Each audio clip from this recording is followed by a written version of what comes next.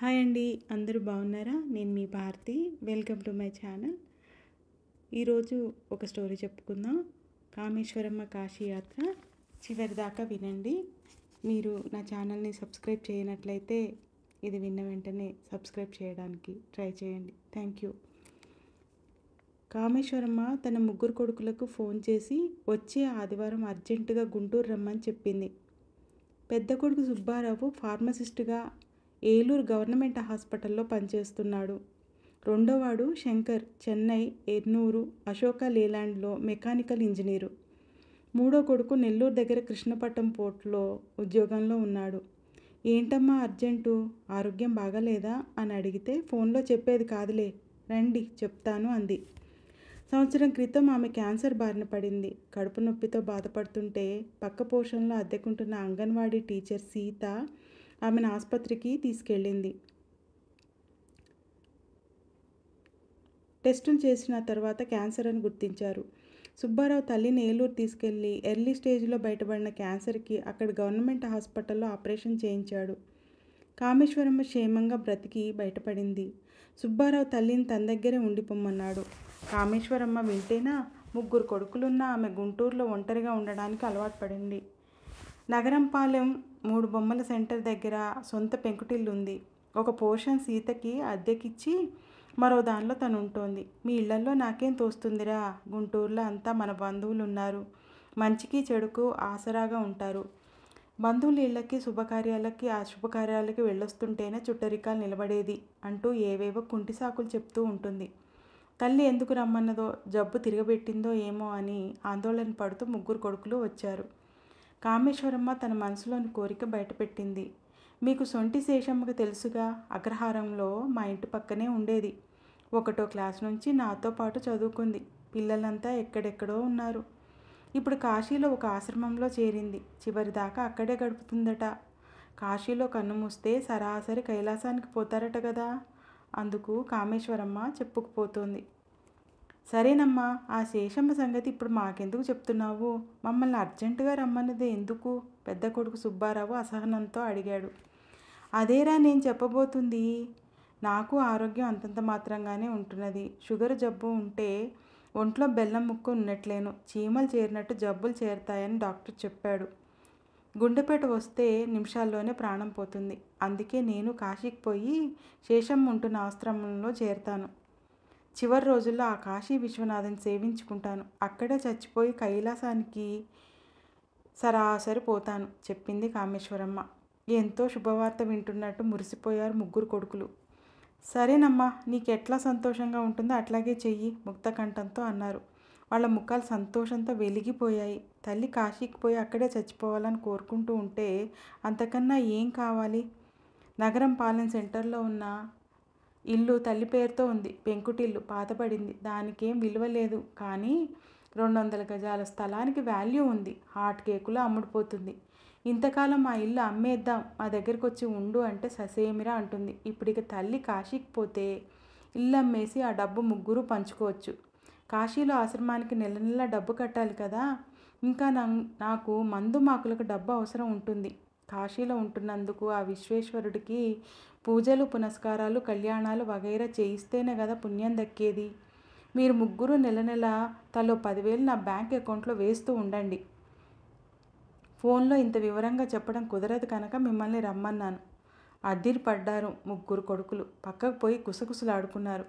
ఈవిడ కాశీకి పోయి ఎంతకాలం ఉంటుందో ఆ దేవుడికి తెలియాలి. అంతకాలం డబ్బు పంపాలా? ఇదేం ఫిట్టింగు? అమ్మ, నువ్వు ముసలమ్మవైపోయినా చింత చచ్చిన పులుపు చావనట్టు నీ కోరికలు చావలేదు. కాశీ యాత్రకు పోయి తిరిగి రావాలి కానీ అక్కడ ఆశ్రమంలో చచ్చేదాకా ఉండడం ఏంటి? ఆ శేషమ్మ పిచ్చిదానిలో ఉంది. ఆమె ముసల్దే కదా, నీకేం తోడుగా ఉంటుంది? ఇక్కడైతే ఏం జరిగినా ఫోన్ చేస్తే గంటల్లో వచ్చి వాళ్తాం. అర్థం చేసుకో. కాశీ ఆశ్రమం ఆలోచనలు మానుకో. తల్లి మీద దాడి చేశారు కొడుకులు. కామేశ్వరమ్మ కొడుకుల మాటలు పట్టించుకొని దానిలా నిర్లక్ష్యంగా చూసింది. మీరు ఎన్నైనా చెప్పండిరా, నేను కాశీకి పోయి ఆశ్రమంలో చేరాల్సిందే. అక్కడే చచ్చిపోయి కైలాసానికి పోవాల్సిందే. ఎవరెంత మొత్తుకున్నా తన అభిప్రాయం మారదని శషబిషలు లేకుండా కుండ బద్దలు కొట్టేసింది కామేశ్వరమ్మ. కాశీలో చచ్చిపోతే కైలాసానికి పోతారని నీకు చెప్పింది ఎవడే? ఆ నందంగాడేనా, వాడిని పట్టుకు తన్నాలి ఆవేశపడిపోయాడు పెద్ద కొడుకు సుబ్బారావు. నందన్ రామశాస్త్రి సుబ్బారావుకి చిన్ననాటి స్నేహితుడు. అతను తండ్రి నుంచి వారసత్వంగా వచ్చిన పౌరోహిత్యం చేస్తున్నాడు. రామశాస్త్రి నగరంపాలెం వచ్చినప్పుడల్లా కామేశ్వరమ్మ ఇంటికి వచ్చి పలకరించి యోగక్షేమాలు కనుక్కుంటూ ఉంటాడని, పళ్ళు పలహారాలు ఇస్తుంటాడని మురిసిపోతూ చెప్తూ ఉంటుంది. అతడే తల్లికి ఇదంతా నూరిపోసి ఉంటాడని సుబ్బారావు అనుమానం. నాకొకరు చెప్పేదేంటిరా, టీవీల్లో స్వాములు రోజు ప్రవచనాలు చెప్తూ ఉంటేను. వాళ్ళంతా తెలివి తక్కువ దద్దమ్మలా. మీకు నమ్మకాలు లేకపోతే పోయినాయి, నా నమ్మకం నాది. ఇప్పుడే కదరా అన్నారు నీకేది సంతోషం కలిగిస్తే అది చెయ్యమని. జీవిత చరమాంకం కాశీలో గడపడం, అక్కడే శివైక్యం చెందడం కంటే సంతోషం ఇంకేం ఉంటుందిరా. డబ్బులు పంపమని అడిగానని ప్లేటు ఫిరాయిస్తున్నారు, ఉక్రోషంతో అంది కామేశ్వరమ్మ. కథ అడ్డం తిరిగింది. తామెంత చెప్పినా తల్లి కాశీయాత్ర మానుకోదనే విషయం వాళ్ళ బుర్రలకెక్కింది. అమ్మా, నీకు సంవత్సరాల తరబడి నెల నెల 10,000 డబ్బు పంపడం మా వల్ల కాదు. ఇంటి అద్దెలు, కరెంటులు, పిల్లల చదువులు, మాకొచ్చే జీతం బొటాబొటిగా సరిపోతుంది. పప్పులు, ఉప్పులు, నూనెలు, కూరగాయల రేట్లు ఆకాశాన్ని అంటుతున్నాయి. అయినా ఒక్కదానికి నెలకు 30,000 ఖర్చా? అదేమన్నా ఏసీ ఆశ్రమమా, 5 స్టార్ హోటలా? కాశీలో ఉచిత సత్రాలు చాలానే ఉంటాయి కదా, వాటిలో ఉండొచ్చుగా తమ డెసిషన్ చెప్పారు కొడుకులు. కామేశ్వరమ్మకు అంతులేని కోపం ముంచుకొచ్చింది. ఇంత బతికి చివరికి సత్రంలో ఉండమంటారా? వృద్ధాప్యంలో తల్లి కోరిక తీర్చలేని కృతజ్ఞులు అనుకుంటూ ఆవేదన చెందింది. పొండిరా పొండి, ఈ డబ్బులు నాకేం అవసరం లేదు. ఎట్లా జరగాల్సి ఉంటే అట్లా జరుగుతుంది. నేను ఈ ఇంట్లోనే చావాలని దేవుడు రాసిపెట్టాడేమో అని మండిపడింది. నవమాసాలు మోసి కనిపెంచిన తల్లి కోరికలను తీర్చలేని దౌర్భాగ్యులైన కొడుకులు ఉండి ఏం ప్రయోజనం? కలియుగంలో కొడుకుల ప్రవర్తన ఇంతే కాబోలు అనుకుంది కామేశ్వరమ్మ. తల్లి కళ్ళు చెమ్మగిల్లటంతో కొంచెం కంగారు పడిన వెంటనే సర్దుకున్నారు కొడుకులు. తల్లికి ముసలితనంలో చాదస్తం పెరిగిపోయింది. తాము డబ్బు పంపడానికి ఒప్పుకోకపోతే ఇంకేం చేస్తుంది, చచ్చినట్టు ఇక్కడే ఉంటుంది అని డిసైడ్ అయ్యారు. అక్కడి నుంచి నెమ్మదిగా జారుకున్నారు. కానీ తల్లి ఏ విషయాన్నైనా చాలా సీరియస్గా తీసుకుంటుందని వాళ్ళకి తెలియదు. కొంతకాలం తర్వాత కామేశ్వరమ్మ ఇల్లు ఖాళీ చేసింది. ఇంట్లో పాత సామాను బీద బిక్లీలకు పంచిపెట్టేసింది. మంచం, కుర్చీలు, టీవీ వంటివి పక్క పోర్షన్లో అద్దెకుంటున్న సీత తీసుకుంది. ఆమె ఖాళీ చేసిన పోర్షన్ను పొగాకు కంపెనీలో మేస్త్రిగా పనిచేస్తున్న పానకాలకు అద్దెకిచ్చింది. కాశీలో తనకు నెల నెల బ్యాంకు ఖాతాలో డబ్బులు వేసేటట్టు ఒప్పందం చేసుకుంది. బంధుమిత్రులందరి దగ్గర ఇదే చివరి చూపు అంటూ కన్నీళ్లు పెట్టుకుని వీడ్కోలు తీసుకుంది. ఆ విధంగా గుంటూరులో పుట్టి పెరిగిన కామేశ్వరమ్మ కథ మలుపు తిరిగి కాశీలో తేలింది. శొంఠిశేషం ఉంటున్న ఆశ్రమంలో సెటిల్ అయిపోయింది. తల్లి కాశీయాత్రకు వెళ్ళిపోయిందన్న సంగతి కొడుకులకు తెలియదు. కొడుకుల మీద కోపంతో వెళ్ళేటప్పుడు చెప్పలేదు. తల్లి కాశీ చేరుకుని ఆశ్రమంలో సెటిల్ అయిందన్న చేదు నిజం కొడుకులకు తర్వాత తెలిసింది.